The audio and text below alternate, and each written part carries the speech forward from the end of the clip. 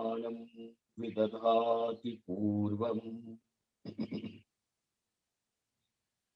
यो वै वेदांश्च प्रहिणोति तस्मै तं हदेवमात्मबुद्धिप्रकाशम् मुमुक्षुर्वै शरणमहं प्रपद्ये। ॐ शान्ति शान्ति शान्तिः। ॐ नमो ब्रह्मादिभ्यो ब्रह्मविद्या सम्प्रदायकर्तृभ्यो वंश ऋषिभ्यो महद्भ्यो नमो गुरुभ्यः। सर्वोपप्लवरहितः प्रज्ञानघनः प्रत्यगर्थो ब्रह्मैवाहमस्मि ब्रह्मैवाहमस्मि। ॐ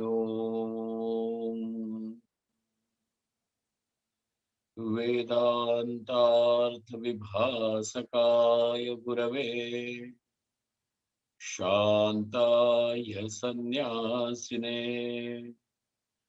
नानावादी नगेन्द्रसङ्घपवये योगीन्द्रवन्द्याय च मोहध्वान्तदिवाकराय भगवत्पादाभिधां बिभ्रते तस्मै भाष्यकृते नमोऽस्तु सततम् पूर्णाय बोधात्मने।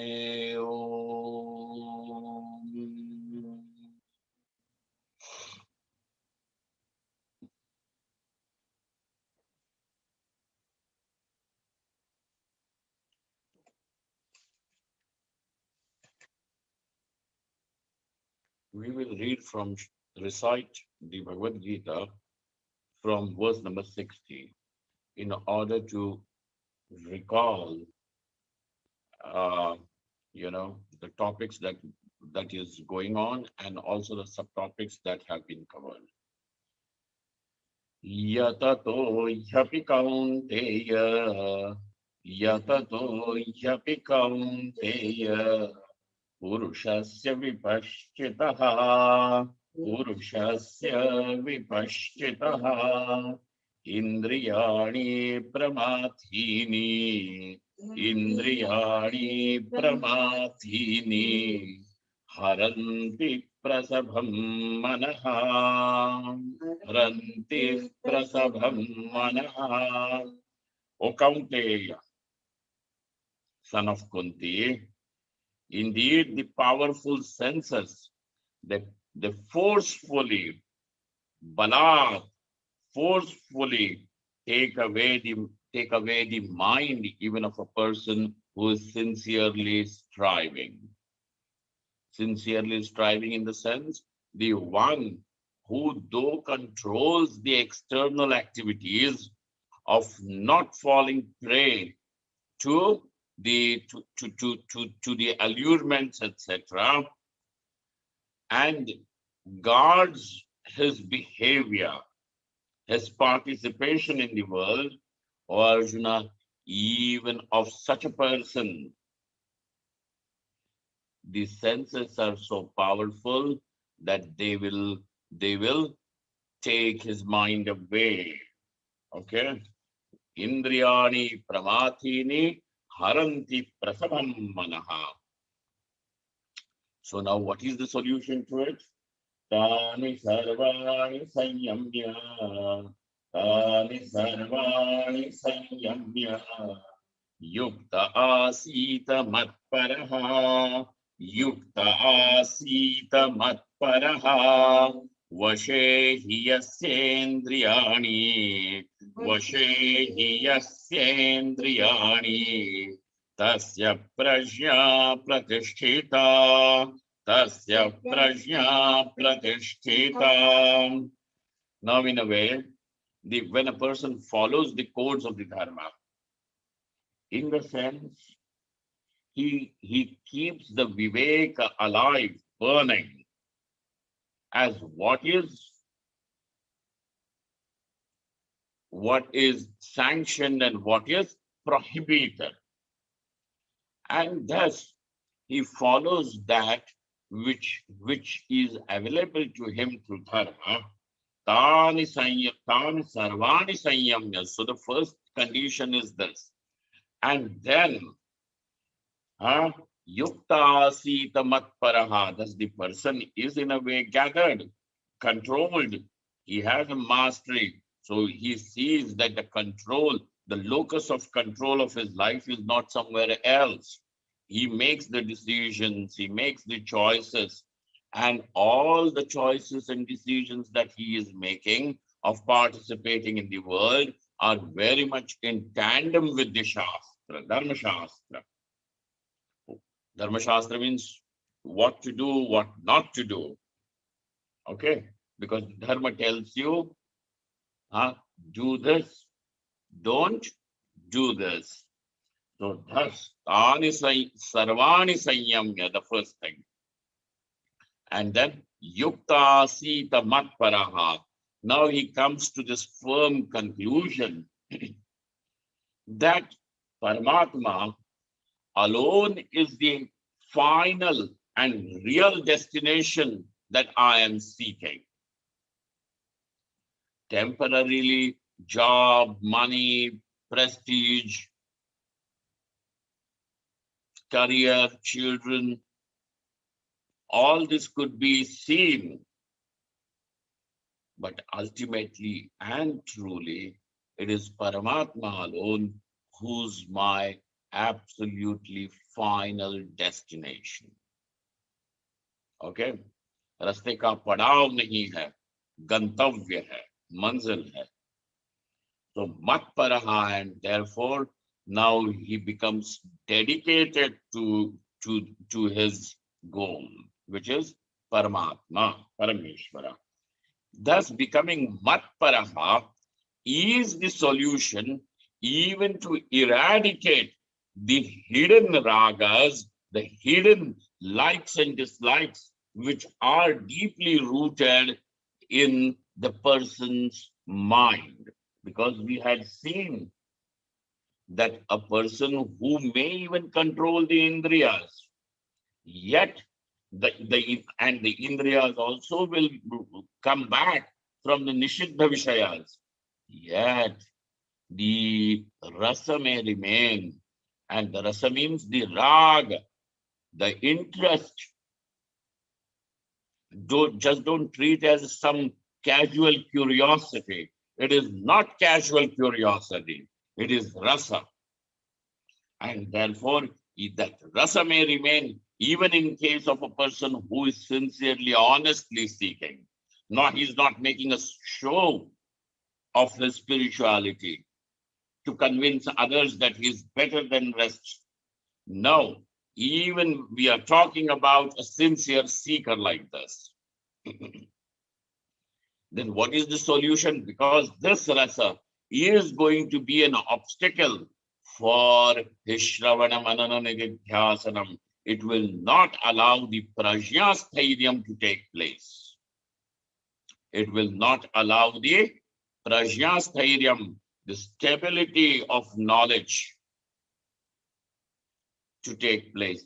And therefore that raga, which is now seated inside, is indeed an obstacle. And how to overcome this obstacle? Bhagavan says, become matparaha, become totally dedicated to me. That me of Shri Krishna is Paramatma. Okay? That is your final destination. And then, whilst going through this particular shloka, we came across a very benedictory commentary by Madhusudana Saraswati. And he said, this matparatvam is like the guards given, the troop of guards given by the king, by a powerful king. So even if there are dacoits who are waiting, hidden, hiding in the forest to attack the merchants who are passing from one kingdom into another kingdom, Yet when they discover that he is being guarded by the bodyguards, by the troop given by the king. So now these dacoits, etc., also become helpful, and they do not harm those merchants. They do not loot or plunder them. Exactly in the same manner, when these ragadveshas also discover that he is not walking the spiritual path so feebly, but he is being guarded by Bhagavan himself. When he is being guarded by Bhagavan himself, the ragadveshas also evaporate, sublimate. So this is the way of sublimation. And therefore there is no scope for anything like separation. But still remember that living a life in accordance with the tenets of dharma is a must. One should not become laxed and seek concessions for himself.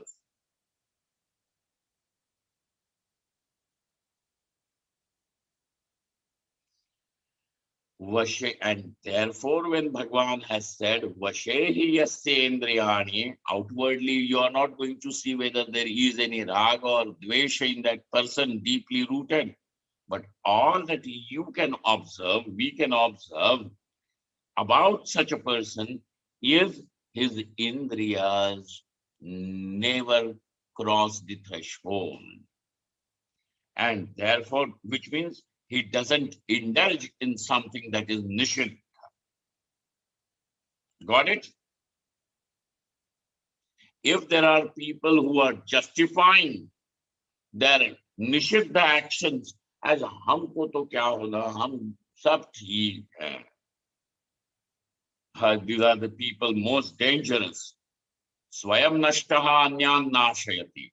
They themselves are self-destructive, and they will even destroy all these efforts that other people are ready to make. They may even spoil a sincere seeker with the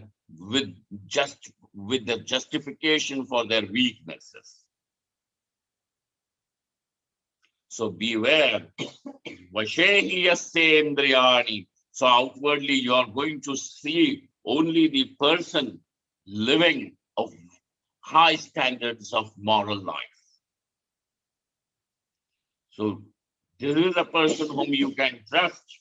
Vashehi Yasyendriyani tasya prajna pratisthita. Therefore, this lakshanam of pratisthita prajna, of where the prajna is well established, is defectless. Then Bhagavan even now says that how does a person slip and then falls into the mode of self-destruction? How does that happen? So those who are not going to take to this path, live like this, they eventually are carving their future fall, the ladder of fall. Okay? And so now, furthermore, the next shloka 62, 64, Dhyayato Vishayan Pumsaha. Dhyayato Vishayan Pumsaha. Sangasteshu Pajayate. Sangasteshu Pajayate. Sangat Sanjayate Kamaha. Sangat Sanjayate Kamaha. Kamat Krodho Vijayate. Kamat Krodho Vijayate. Vishayan Dhyayataha. The one who constantly dwells on the Vishayas. The one who is constantly dwelling on the idea that this world is the source of my happiness in some form of the other, whether one constantly thinks whether it is the wealth, the money, the popularity, the respect, honor given by the people, or even the sensory pleasures, etc. Mangur, whatever, have Vishayan Dhyayataha. Thus, a person who's constantly dwelling on the objects, considering them as the source of happiness, Dhyayataha, because there is a continuous dhyanam, pratyayekatanata dhyanam, Vishayan Dhyayataha Pumsaha, of such a person, Sangaha Teshu Upajayate. The person will definitely develop asakti, priti, love for them. And this love attachment is strong, a bond. Sangaha teshu upajayate. From that sangha, kamaha sanjayate. Desire will be born. And from this desire comes the krodha, anger. Whether you are angry towards the world in some form, you're angry at yourself, anger will be there. Okay? And it's not a very nice feeling. Okay? It's not a very nice state to live in anger. Krodhat bhavati sammohaha. Krodhat bhavati sammohaha. Sammohat smriti vibhramaha. Sammohat smriti vibhramaha. Smriti bhramshat buddhinasho. Smriti bhramshat buddhinasho. Buddhinashat pranashyati. Buddhinashat pranashyati. Krodhat bhavati sammohaha. Once when the anger takes over, the person will be as if hypnotized, will be just a puppet in the hands of these unconscious, subconscious likes and dislikes, vasanas. And then sammohaha, it will lead to sammoha, as if hypnotized. Okay? And then sammoha, smriti vibhramaha. When there is sammoha, when a person is thus deluded, he does not know what to do, what not to do. He's not, sammoha. In fact, he would consider that what is wrong as right and that what is right is wrong. Sammoha. And from the sammoha arises smriti vibhrama, which means whatever upadesha the teacher, acharya, shastra has given now will not become available to him when it is most required. There is a very interesting incident in Mahabharata about the knowledge becoming unavailable right at the point when it is most required. Have you not ever observed that, say, suppose someday you're angry, then your own children, wife or husband, whosoever, or even colleagues and friends, may also say that to you, and which enrages a person even more. And that is, when you are angry, these people will come and tell you, you are a spiritual person, you should not get angry. And when they say so, it enrages, it makes the person even more angry. He becomes angrier. Now, please tell me, are they wrong? They're not wrong. But that is a point where you require the knowledge to settle the anger, and that knowledge which can resolve your anger, frustration, sadness is not available. That is where you require it most. Who requires the water the most? the one who is extremely thirsty. The one who is thirsty but yet can manage for another half an hour, he can say, well, I can have it a little later. Though I'm thirsty, you can take it. Is not it true? So who is in a dire need of that knowledge is the one who is burning with anger. But what does that person do at that time? Instead of taking that as a sign to resolve his anger issue, it becomes like a fuel to flame it more.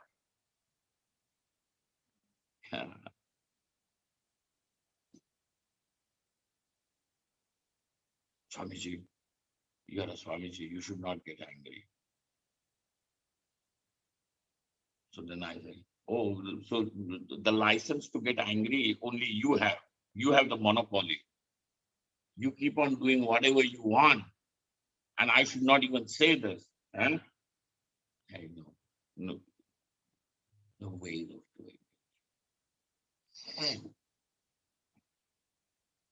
Smriti Bhamshat Buddhina. Well, I was telling you that incident from Mahabharata. What happens is this Karna is refused by most of them, saying that you are not born as a warrior in a family of the warrior. So therefore we will not, so the teachers of that time, and then they say that we will not impart you this knowledge of warfare, Shastra Vidya, we will not give. But this fellow, on his own strength and dedication, he becomes an ace archer. But he still has to learn. And let us all remember that learning should never stop.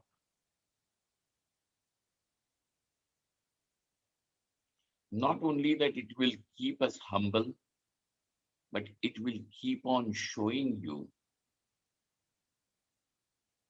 the path, it will light up your path even more. Therefore, let learning never stop. A person who thinks that I have known it all now has become the supporter of ignorance. Because when he says, I know it all, in different words, do you understand what he is saying? He is saying, I don't want to know more. I don't want to know. Not wanting to know means I want to preserve the ignorance. So every opportunity that you have, that Parmeshwara provides you, Prarabdha provides you to learn, should never be lost. This is how a person becomes enlightened, wiser. Let us become wiser day by day, not foolish, childish day by day. Our life should become sweeter as we, progress in age, like the ripening of the fruit, not bitter and sour. Smriti, so this Smriti, so he goes to Parshurama and he tells Parshurama that, I've come as your disciple, please accept me. Parshurama asks the same set of questions. Are you a Kshatriya? And he lies. No, Parshurama, not Kshatriya. Parshurama's vow then is to teach only to the Brahmins. Okay. So he says, yes, I'm a Brahmin.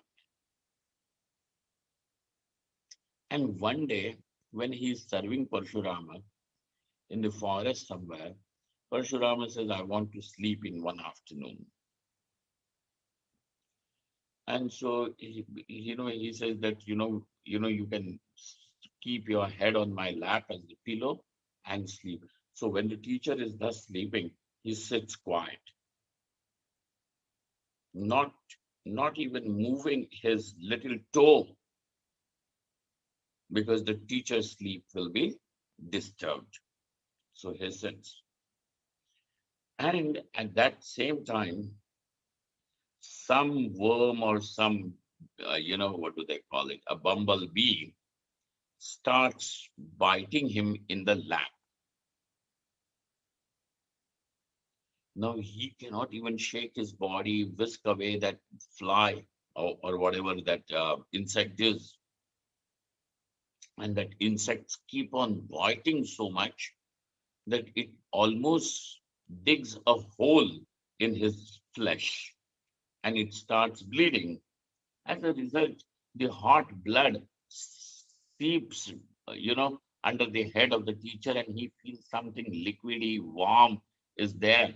And so Parshurama is woken up by that warmth of the blood.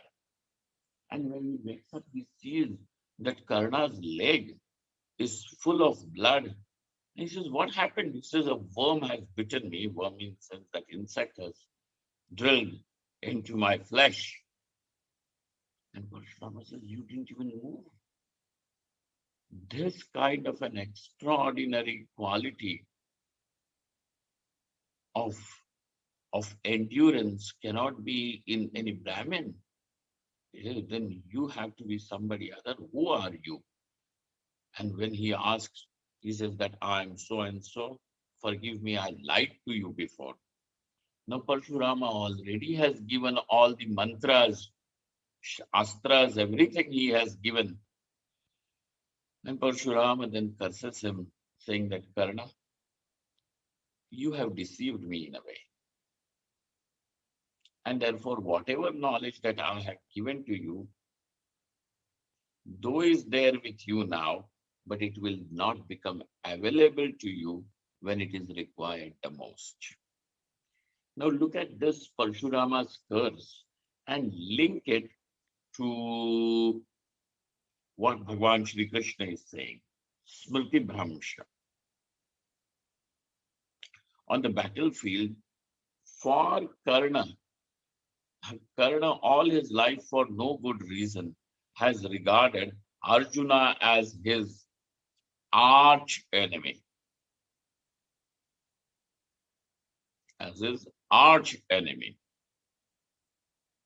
Arjuna has not harmed him, insulted him, but for Karna, he is in a constant competition to prove his supremacy. And in everywhere, Arjuna is the prize winner.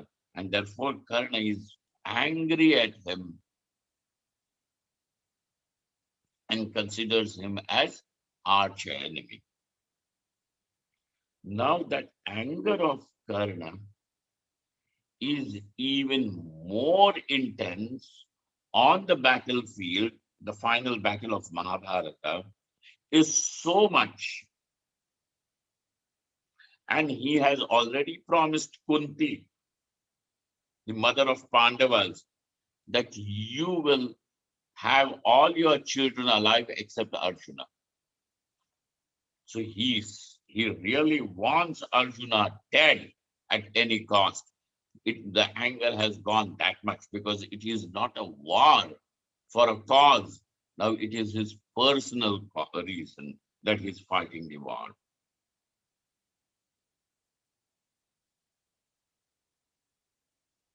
Therefore, when he is so angry, now that anger has brought some moha, and some moha has brought smriti brahma, bhramsha, bhrashta. The smriti is bhrashta. So on the battlefield, when he requires the knowledge of those shastra astras, those the mantras are required to charge the arrows to become the missiles. and weapons of destruction to destroy Arjuna, kill him. Now he forgets it at that right moment when it is most required. And we are like the Karna. When is your knowledge most required? Not to lecture people, but to deal with your own issues, which are preventing prajnasteryam, which are preventing this knowledge from becoming stabilized. That is the time when it is most required. Otherwise, it will be like, this the firefighters. They come with all their equipment after the house is totally burnt. So now your knowledge becomes available. Hey, you were required when the house was still, you could have saved some part of the house. What is the point of having that wisdom which arrives so late?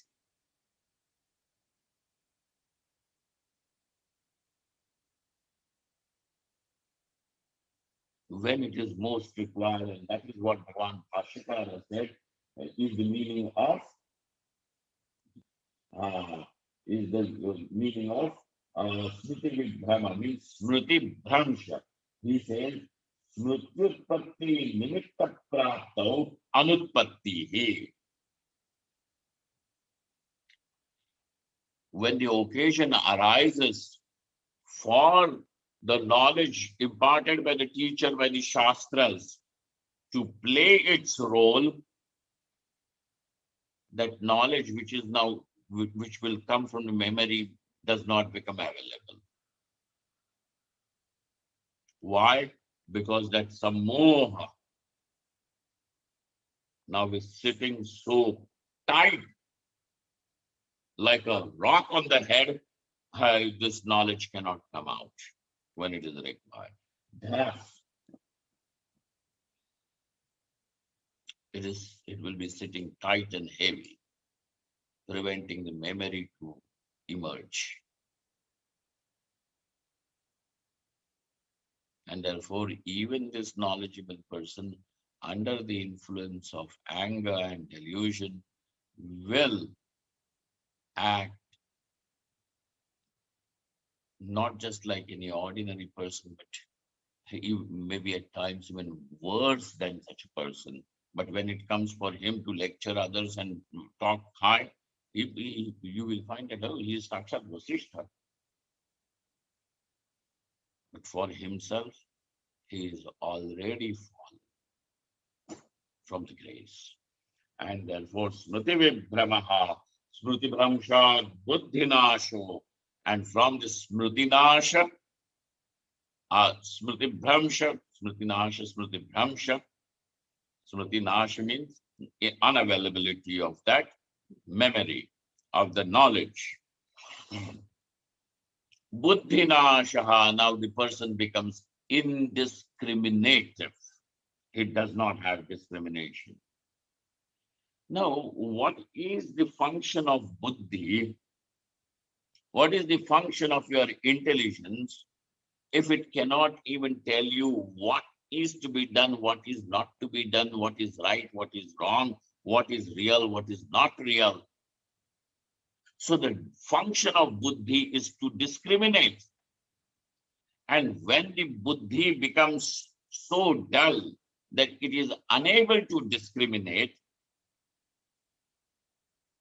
will it be even called as buddhi now when it can't function? I remember, in my childhood, as we all have equipments, so there was a radio in our, house, which for days together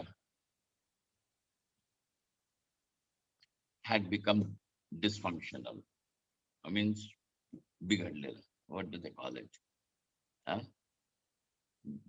Because of some defect, it didn't work. and nobody paid attention to it, and nobody even took it for repair for days, you know.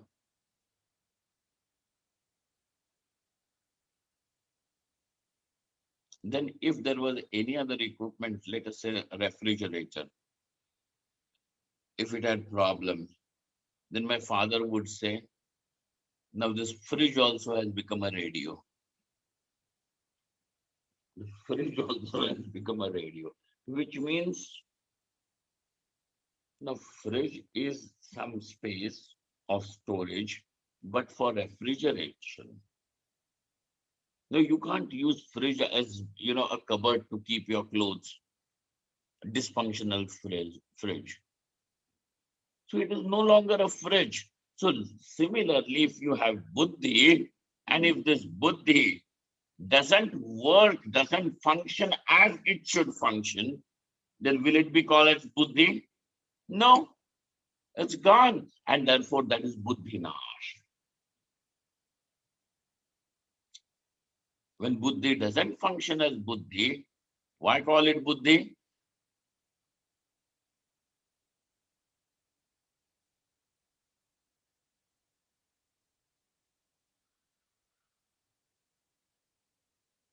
There is a now buddhi. Buddhinashaha, and buddhinashat pranashyati. A person is destroyed with the destruction of buddhi. Now there are some things which the commentators like Anandagiri etc. have covered, and I will like you to go through it. Huh. Bhagavan Shri Krishna said that Smriti Bhramsha, the destruction of Smriti, memory, the knowledge which is in form of memory, is destroyed. He says, look here, whether it is when it is Smriti, that also is a cognition, it is a thought, is not it? It is also a thought. And how long does the thought live?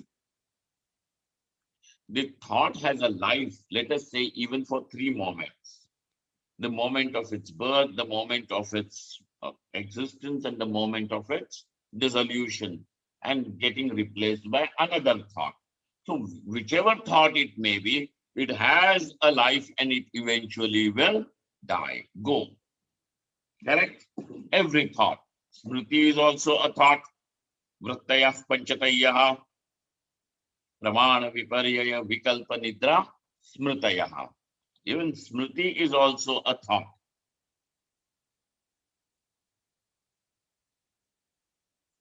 Then death of this smriti, destruction of this smriti happens by itself. Sri Krishna Bhagavan is saying that the smriti is destroyed by sammoha because of sammoha smriti vibhramaha, smriti bhramsha. What is the cause of destruction of smriti according to Sri Krishna? Smriti bhramshasya kim karanam? Sammoha. But smriti goes away just like that. Don't you? I mean, we also forget things. And therefore, how are you saying sammohanadhitvam, that the destruction is caused by sammoha? There seems to be some discrepancy over here.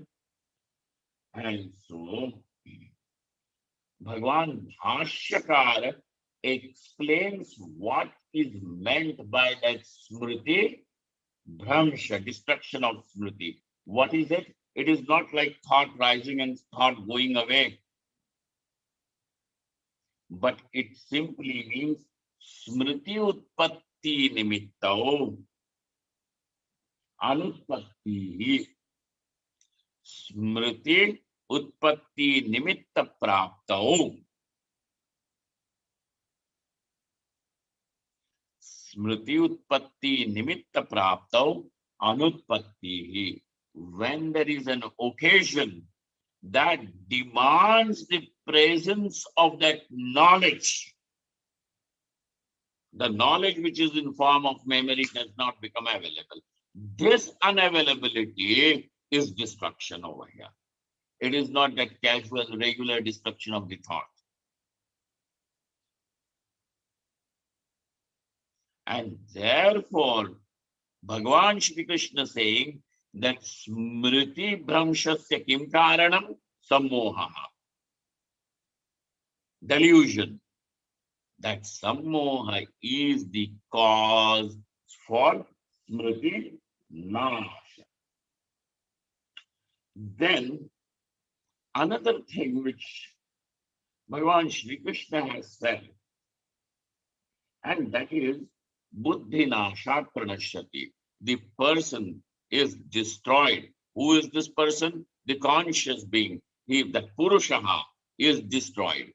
But sir, do you don't say everywhere that this Purusha, this conscious being, is Nitya?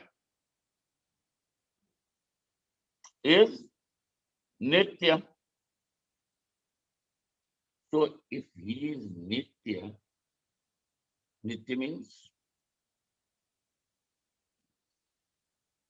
who's indestructible, then at the same time you are saying he gets destroyed. What is this contradiction in your own statements? On one hand, you are saying that the Purusha is Nitya, and on other hand, you are saying it is due to the Buddhi Nasha, the Purusha is totally destroyed. Pranashyati, Prakarshena Nashyati. Okay? What is this? So there is a question now. This issue has to be answered. And so he says, Karya, Anandagiri only explains what Bhagavan Bhashyakara has said. Karya Karya Vivesana Yogya Antakkarana Bhave. When you have the buddhi or the antakkarana, which is incapable of having the discrimination of what is to be done, what is not to be done. Okay? Because this discrimination is the function of the buddhi. So at that time, Vivekana Yogya Antakkarana Bhave Satopi Purushasya.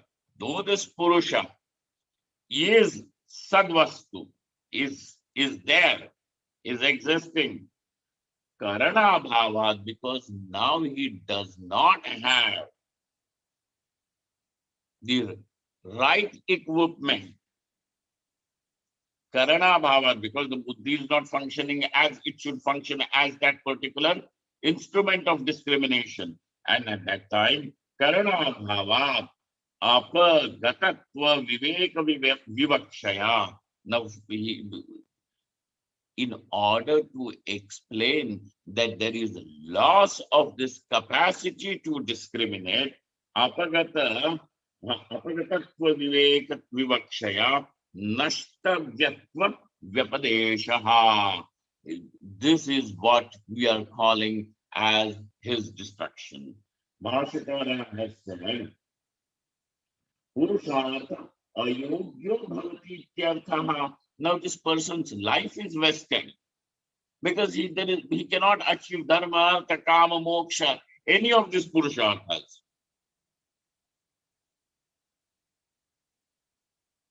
Whom do you say that the person is wasted? The person who is not able to achieve anything of the dharma, artha, kama, moksha, any of the purusharthas. Life is wasted. A drunkard, a drug addict. Why? Because purushartha yogyo bhavati. So you are saying that means whenever a person does, he is called as a waste. He has wasted himself, wasted his life.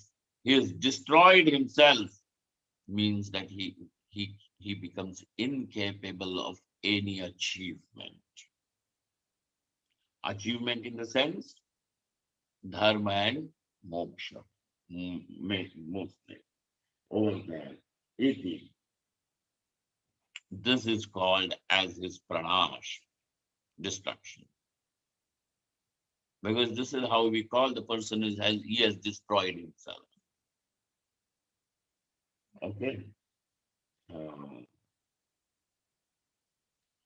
Yavad Yasyantakkaranam. So Ramaraya Kavi puts more light on this and he says, Yavad Yasyantakkaranam Karya Karya Viveka Yogyam Tavadeva Sapurushaha iti uchyate.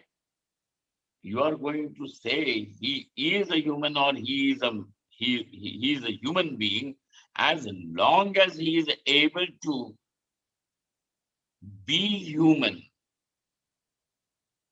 right? Otherwise, eating, sleeping, mating, even animals do. What is the big deal about you? Just procreation, eating, sleeping. Oh no. So when will you be called as a human being? When you have the right discrimination, and that discrimination means what to do, what not to do. Dharma, dharma is there. And therefore, yavat yasyantakkaranam karya karya. Karyam means that which is karaniyam, kartum yogyam, that which is ought to be done. Karyam. And what is akaryam? Kartum ayogyam, that which is ought not to be done. So when the inner equipment, the antakaranam, the buddhi loses this capacity, stops functioning over here as the discriminating faculty, then or as long as the buddhi functions with with the capacity to discriminate, Tavadeva, till that point he will be called as a human being. If it doesn't, then he is an animal.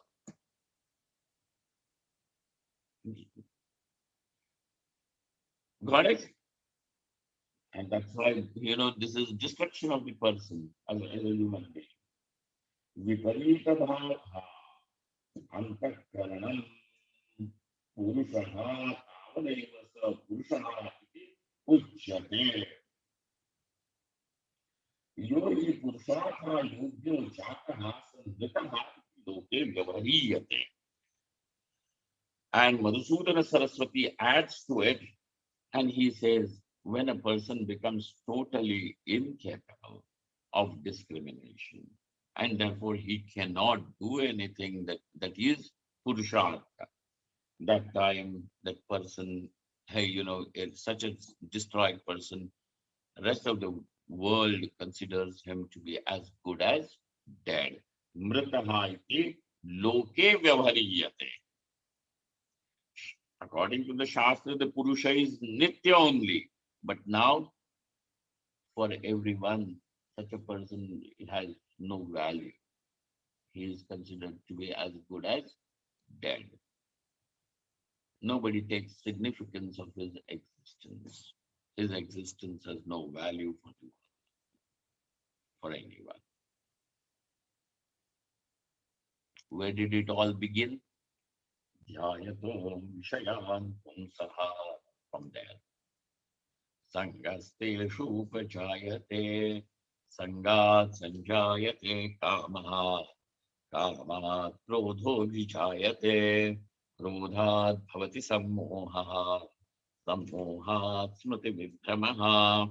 And therefore, Bhagavan, in order for us to understand that this Vishaya Vidyanam is the Mahat Anartha Hetu. It is an Anartha Hetu, cause for Anartha. And it is for Mahan Anartha. It is not just simple Anartha, it is great destruction. So now, Shankaranand says at the end to conclude this particular shloka, he says, Ato Vishayanam Avakasham Adatva Sarvendriya Nigraha Purvakam Samadhim Kurvataha Eva Samyak Jnanam Tatphalam Cha Siddhyati. Therefore, for the Yati, a sannyasi should remember what? Vishayanam Avakasham Adatva, without giving any concession, discount to this Vishayabhidhanam, Sarvendriya Nigraha Purvakam, thus by bringing about the control, the mastery over this Indriyas, Samadhim Kurvataha, the one who is thus becoming Matparaha, etc. Samadhim Kurvataha, who takes refuge at the feet of the Lord, Samadhim Kurvataha, the one who is thus practicing here, Samadhi, the knowledge will become stable and the knowledge will yield its fruit. What is the fruit of knowledge? Destruction of ignorance, which is in other words, Kaivalyam, Moksha, Jivan Mukti, Videha Kaivalyam Api, Tada Dadati. Then it kills. Now, one more question. The final question Arjuna had asked, and he has asked, how does he transact with the world? What are Arjuna's 4 questions, if you remember? What are Arjuna's questions? Huh? क्या है?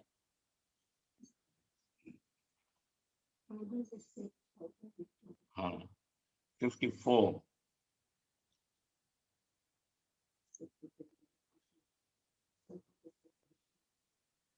स्थितप्रज्ञस्य का भाषा?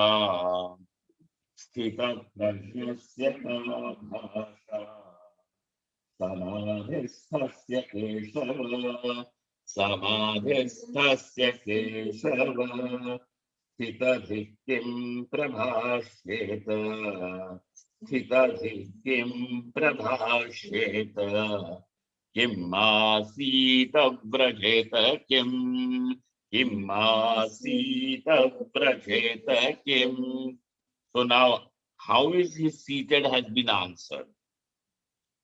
Means what is the foundation for him has been told. Next question is, Vrajeta Kim, how does he participate in the world? Vrajeta Kim, how does he participate in this world? Transact, how does he transact with the world? This is answered in 64. So let us read this shloka.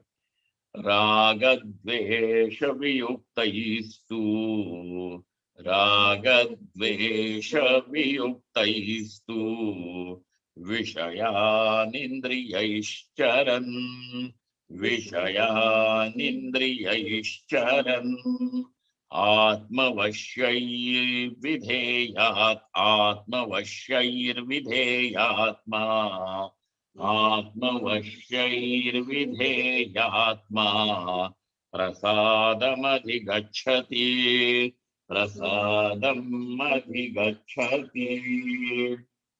Okay. In so far that how is samadhisthasya? So the one who is absorbed in samadhi, what is his lakshanam? Because sthita prajna is being asked, what is the definition of sthita prajna? Then how is he in the samadhi is one. Then how is he in the vyuthana dasha?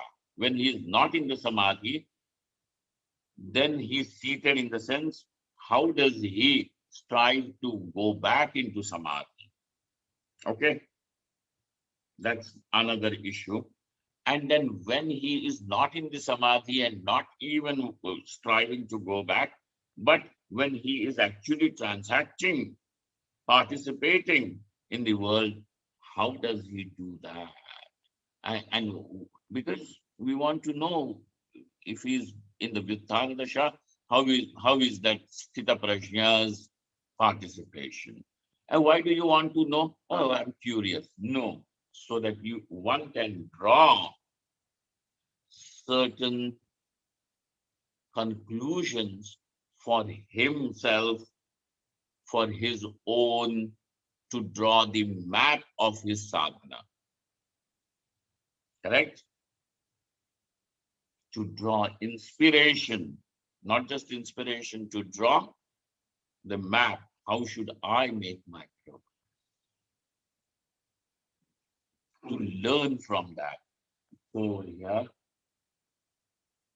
Bhagavan Bhashyakara has said it earlier that whatever are the lakshanas of the Siddha are the sadhanas for the sadhaka.